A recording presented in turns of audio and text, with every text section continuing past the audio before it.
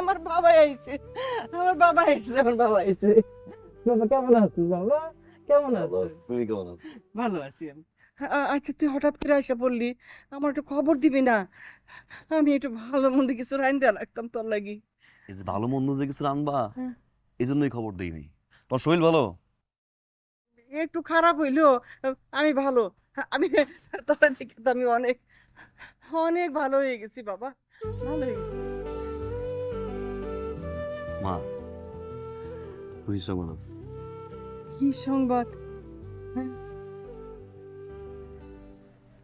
তুই দাদি হইতেছ। উমা কি কস? হ্যাঁ।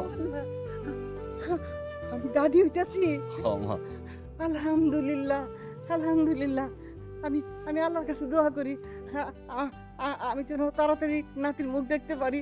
আল্লাহ তুমি আমার নাতিটারে সুস্থভাবে দুনিয়াতে আইনো। আল্লাহ, আমি খুব খুশি হয়েছি বাবা। আয় আয় ঘরে আয়। মা, কিসের ঘরে যাবো? নাসির কই?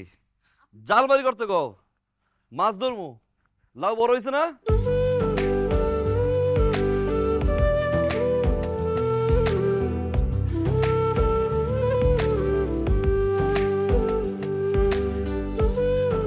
রান্না ভালো হয়েছে মা গেছে। না, এটা তো- আর আর দিও না। আহা, কত দেবা?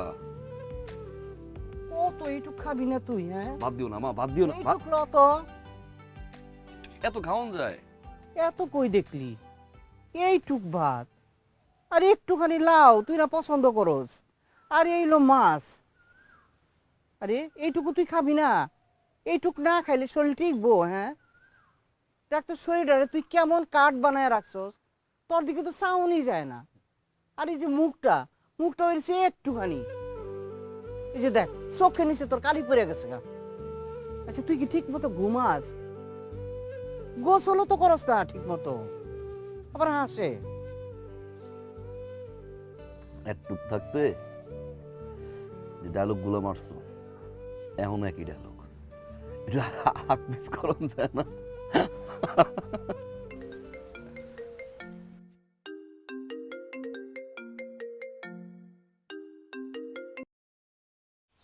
আম্মা আসসালামু আলাইকুম। তোমার কি কোনো আক্কেল বুদ্ধির কিচ্ছু নাই? আমার মেয়েটা অসুস্থ, এই অবস্থা তারে রাখা তুমি কিনা বাড়িতে গেছো? তোমার মা তো মইরা যায় নাই, যে মইরা গেছে তোমার এক্ষণে বাড়িতে যাইতে হইব? শোনো, আমি যা বলি তুমি তাই করো। তুমি এক্ষণে ঢাকায় বাবার মেয়ের কাছে, তোমার মার কাছে তোমার থাকতে হইব না। যা বলতেছি তুমি তাই শোনো। জি জি। খোঁজ খবর নিতেছে মারিয়া আম্মা। কি কইরা রাখছে চুলটা? হ্যাঁ,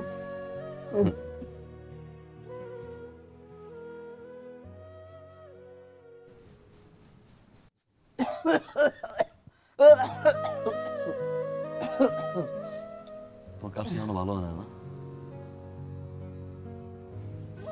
পাইছো এক সৌরভ ডাক্তার। এই কোন ডাক্তার না ফার্মেসি খুলে বইছে, আসলে ওষুধ দেয়। আমি কালকে গেলাম, আমরা ঢাকা যাবো। একদম চেক আপ টেক আপ যা আছে বড় ডাক্তার আমি দেখিয়ে দিচ্ছি।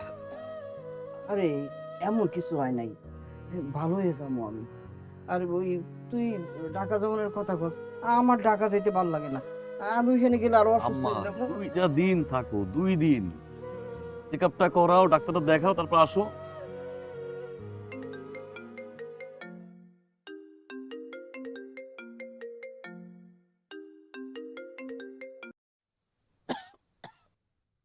আসসালামাইকুম। ওয়ালাইকুম সালাম। এই তোমার কি কোনো কাণ্ড জ্ঞান নাই? মেয়েটা আমার পথই, বাড়িতে একা, মায়ের যদি ডরায় একটা দুর্ঘটনা ঘটে। হ্যাঁ, ওইসব বাদ দাও, ওইসব বাদ দাও, পরিবারের প্রতি দায়িত্ব কর্ম বাদ দাও, তাড়াতাড়ি তুমি ঢাকায় আসো। আর নিজের পরিবারের যত্ন নাও, কাণ্ড জ্ঞানের পরিচয় দাও, ঠিক আছে?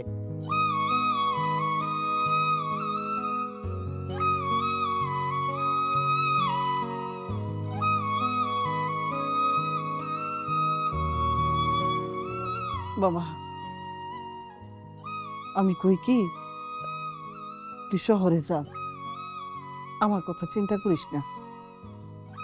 আর বুঝুস না কেন, তোর বউটা পোয়াতি না, পোয়াতি হইলে একলা থাকতে সমস্যা হয়।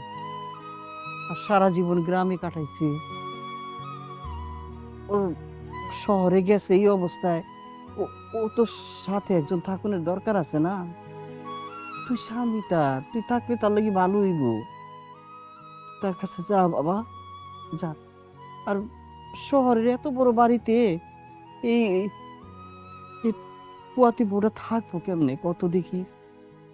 আর তুই পাশে থাকলে বউটা হাসি খুশি থাকবো। এই সময়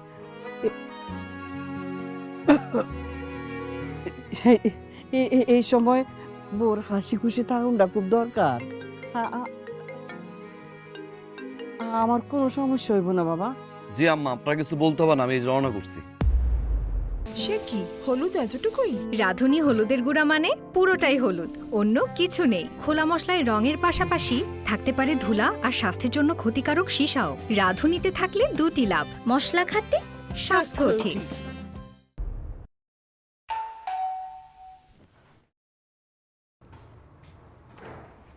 আসছো তুমি? মায়ের শুভ আছে? আই দাঁড়ো, না এসে উপায় আছে মানে? কি শুরু করছো তুমি? আমার কাছে গেছি, এতদিন পরে আমি আমার মার কাছে গেছি না। তোর মামার কল, মামির কল, খালার কল, বাবার কল, মায়ের কল। সমস্যাটা কি? সমস্যা কি বলো তো একটু আমাকে, বলো না সমস্যা কি? সমস্যাটা বুঝো না? তুমি আমাকে এইরকম একটা সিচুয়েশনে রেখে তোমার বাড়িতে গেছো, তোমার কি মনে হয় আমার ফ্যামিলি মানুষ তোমাকে ফোন দিবে না? কোন সিচুয়েশন রেখে গেছে মারিয়া? তুমি কি 7 মাসের প্রেগনেন্ট নাকি 6 মাসের প্রেগনেন্ট? আর 3 মাস হলো তো না, মাত্র কনসেপ্ট করছো তুমি। কোন সিচুয়েশন রাখছি আমি? বলো কোন সিচুয়েশন রাখছি আমি?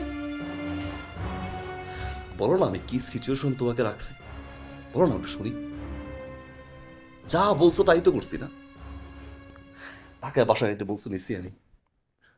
ফার্নিচার যা যা লাগবে, সুন্দর বাসা, এত সুন্দর বাসা করছি আমি। আর কোনো কিছু অভাব নেই, বাসা করছি না আমি, করছি তো না।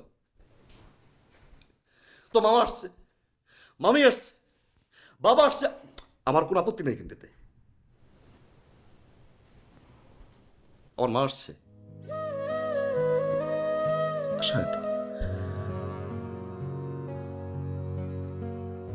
একটা বাসা নিছি, এত বড় একটা বাসা নিছি আমি। সেই বাসার ভিতরে আমার মা এখন পর্যন্ত আসে নাই, অসুস্থ মহিলা সে। আমি গেছি একটা রাত আমার সাথে থাকতে, একটা রাত ফোনের পর phone. Tell me one thing, না শুনুন, টেল মি ওয়ান থিং। আমার সংসার, আমি বিয়ে করছি, আমি তো ম্যাচিউর না, ম্যাচিউর না, ম্যাচিউর তো না, ম্যাচিউর না। বাবা ইন্টারফেয়ার করবে, তো মা ইন্টারফেয়ার করবে, মামি ইন্টারফেয়ার করবে, চাই কি তারা? আরে আমার সংসার মতো করতে দাও না। বাহ বাহ, বাড়িতে গেছো আর সাথে সাথে কান পড়া দিয়ে দিচ্ছে তোমার মাথায় না?